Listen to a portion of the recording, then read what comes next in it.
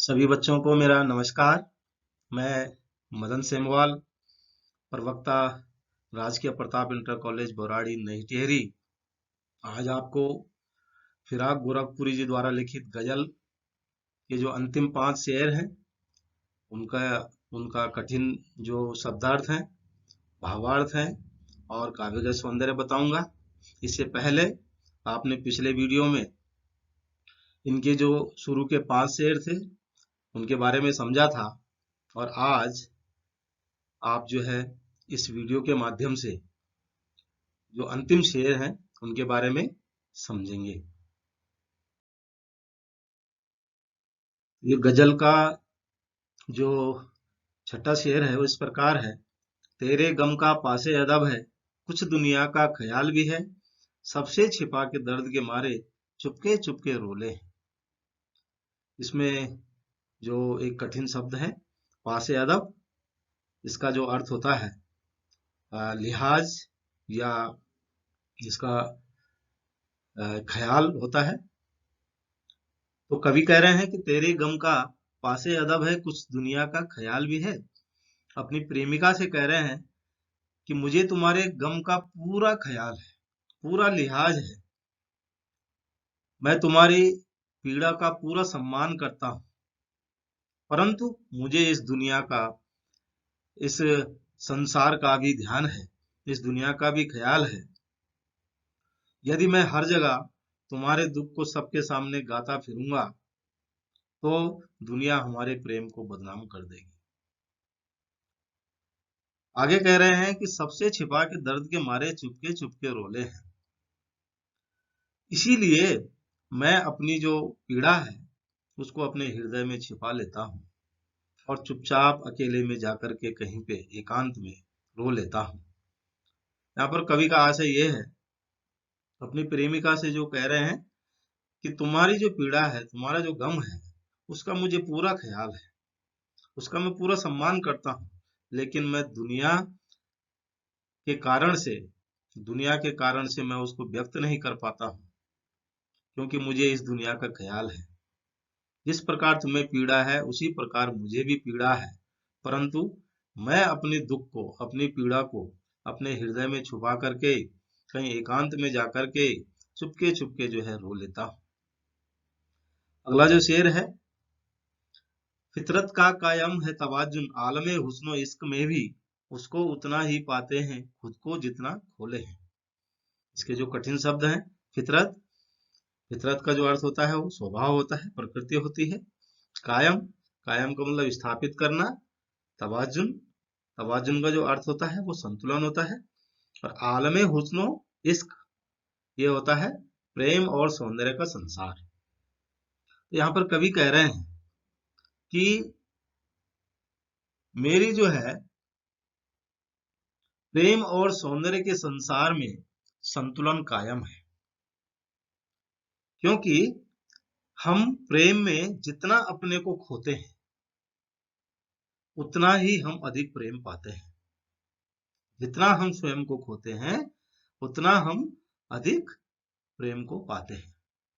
तो कह रहे हैं दूसरे शब्दों में ये कहा जाए कि कवि के अनुसार प्रेम में पहले खुद को मिटाना पड़ता है, स्वयं को मिटाना पड़ता है, तब जाके हमको प्रेम की प्राप्ति होती है। यानी कि फितरत का कायम है तवाजुन, आलमे हुस्नो इश्क में भी। ये जो प्रेम और सौंदर्य का संसार है, इसमें जो है संतुलन स्थापित करना बहुत जरूरी है। ये उसका स्वभाव है कि इसमें हम जितना अपने आप को ज्यादा खोते हैं, समर्पित करेंगे, उतना ज्यादा हमको प्रेम की प्राप्ति होती है। अर्थात जो व्यक्ति जितना अधिक समर्पण करता है वह उतना ही अधिक प्रेम पाता है। तो इस प्रकार ये दो जो शुरुआती पद्यांश थे, इसका जो काव्यगत सौंदर्य है, पहले का जो काव्यगत सौंदर्य है छठे शेर का, इसमें जो है कवि ने अपनी विरह का बहुत अच्छा वर्णन किया है। अपनी विरह भावना का एक प्रभावी ढंग से वर्णन इसमें किया है। अपनी प्रेमिका की पीड़ा का और स्वयं की पीड़ा का इसमें बहुत सुंदर वर्णन किया है। जो चुपके चुपके इसमें जो शब्द आया है, इसमें पुनरोक्त प्रकाश अलंकार है और इसमें वियोग श्रृंगार है, गजल छंद है इसमें।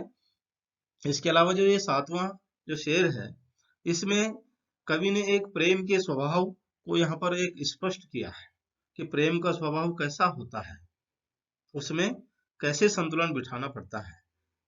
और इसमें जो है एक कबीर के साथ इन्होंने साम्य भाव इसमें दिखाया है कि आ, जिन खोजा तिन पाया गहरे पानी बैठ, मैं बपूरा खोजन चला रहा किनारे बैठ। यानी जितना ज्यादा हम अंदर और गहरे पानी में जाएंगे उतना ज्यादा हमें प्राप्त होगा।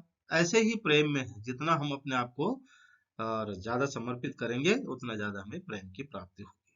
यहाँ पर खोकर पाना जो शब्द है, खोले और खोकर पाना, ये विरोधाभास अलंकार है। और इसमें जो है उर्दू और के मिश्रित जो शब्दावली है इसका प्रयोग किया गया है, गजल छंद है और श्रृंगार रस का इसमें प्रयोग किया गया है। ये जो 8वां शेर है, आबो ताबे असहार न पूछो तुम भी आंखें रखो हो, ये जगमग बैतों की दमक है या हम मोती रोले हैं। इसमें जो कठिन शब्द है आबो ताबे असार, अर्थात इसका जो अर्थ है वो चमक दमक के साथ आंखें रखो हो। आंखें रखो का मतलब वो है तुम देखने में समर्थ हो, है। बैतों का मतलब यहाँ पे शायर है। और दमक, दमक का जो अर्थ है वो होता है चमक। मोती रोले हैं, मोती रोले हैं मतलब आंसू छलकाना। तो कह रहे हैं कभी, आबो ताबे असहार न पूछो तुम भी आंखें रखो हो, ये जगमग बैतों की दमक है या हम मोती रोले हैं।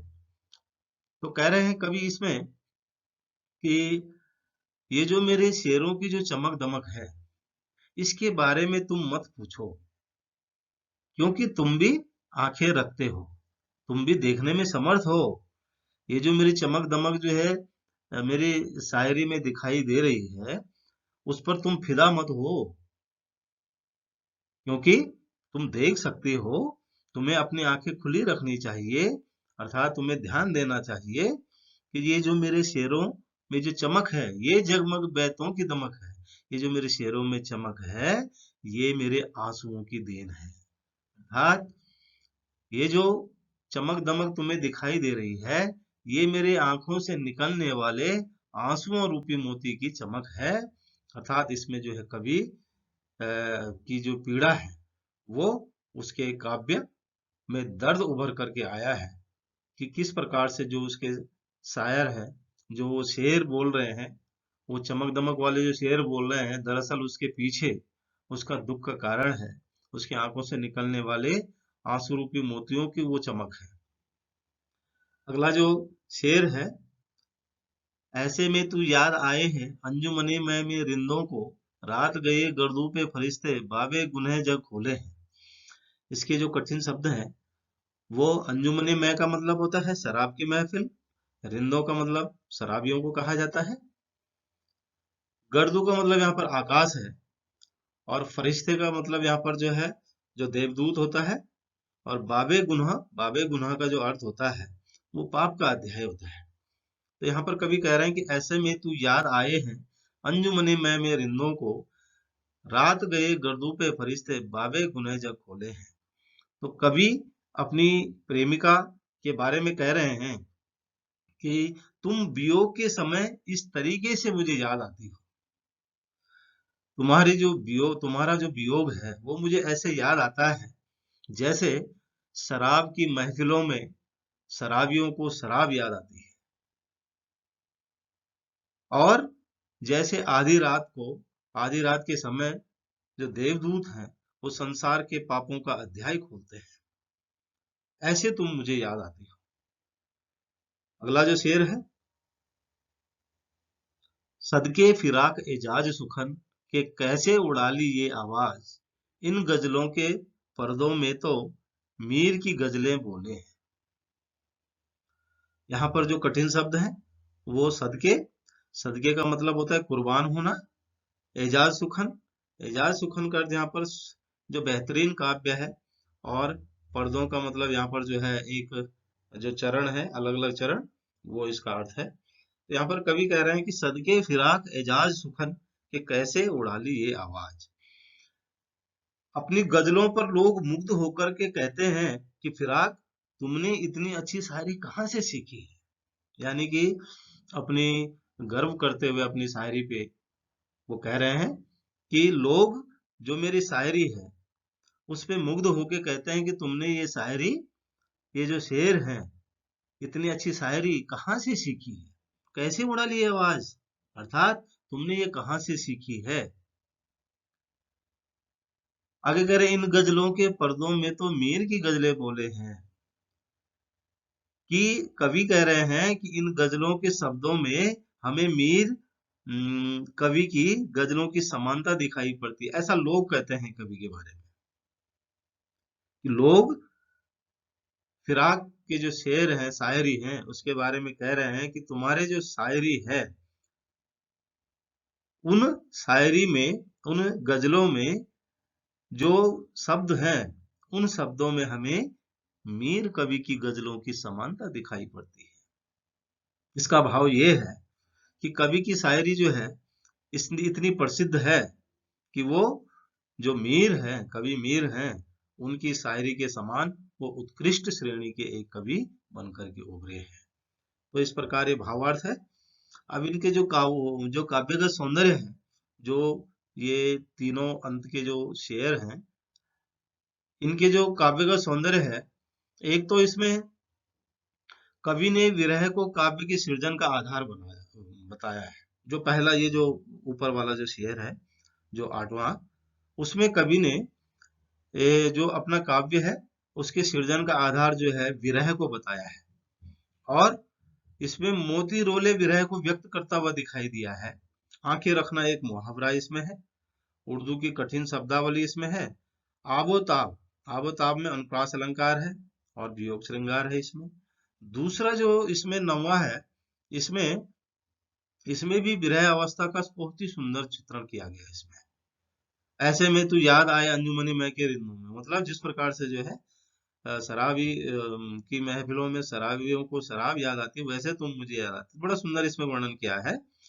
अंजुमने में रिंदों, गर्दू, फरिश्ते, बाबे, गुनह, ये फारसी शब्दों का बहुत ही सुंदर यहाँ पर प्रयोग किया गया है। इसमें जो है वियोग श्रृंगार है इसमें भी, और माधुर्य गुण है। जो अंतिम जो शेर है उसमें जो है कवि अपनी प्रशंसा यहाँ पर स्वयं करता है, अपनी प्रशंसा यहाँ पर की गई है कवि के द्वारा। और जैसे उड़ा लेना, ये मुहावरा है, उड़ा लेना एक मुहावरा है जिसका अर्थ होता है चुराना, और एक गेयता है। इन सारे छंदों में जो है वो गजल छंद है। दूसरा इसमें माधुर्य गुण है, श्रृंगार रस अधिकांश जगह प्रयोग किया गया है, और अनुप्रास अलंकार भी अधिकांश जगह प्रयोग किया गया है। तो इस प्रकार से ये आज ये फिराक गोरखपुरी की जो गजल है, इसके बारे में आज आपने इसका भावार्थ, काव्यगत सौंदर्य, शब्दार्थ समझे हैं। आशा है आपको ये वीडियो पसंद आएगा, आप अच्छी तरह से समझेंगे। अगली बार आपको एक नए वीडियो के साथ, नए कविता के साथ आप आपकी उसमें सेवा में हाजिर होंगे। आपको जो है एक नया वीडियो दिया जाएगा। तब तक के लिए नमस्कार।